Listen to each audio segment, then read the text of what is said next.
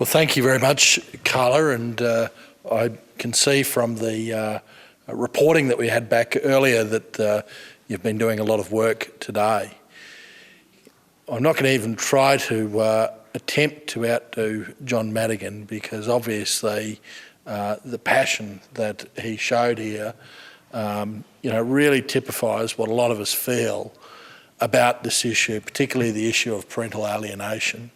It is something that we're going to have to come to grips with. It is something that we're going to have to sort out. And one of the things that I have been haranguing George Brandis about is getting something going on family law reform.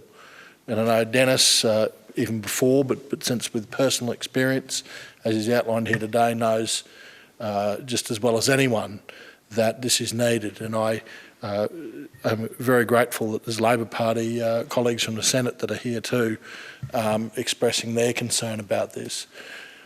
We do need to reform the system to ensure that it is in the interests of the child. And I can say that right now it is obviously failing. When children are estranged from parents because of the way the system works, when lies are encouraged in the system because of the way the rules are structured, when you have lives that are just shattered as a result of that system, something is dreadfully wrong.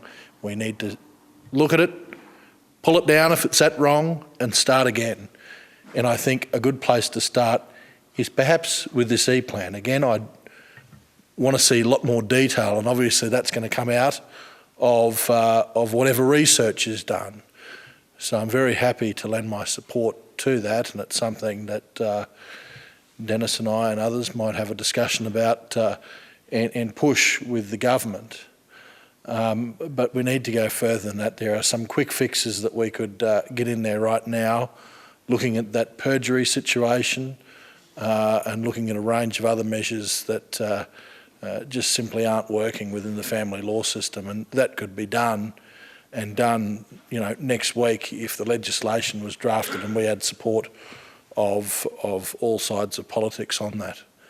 So that's a challenge for us. It's a challenge we need to go away from here with, and I would encourage you to ensure that your requests out of this, or recommendations out of the summit, are forwarded on not just to the relevant ministers but to all members of Parliament, be they of the House or of the Senate, so that we know what's needed to really reform the system, to have it in the interest of the child, so that children do have that voice. Thank you very much.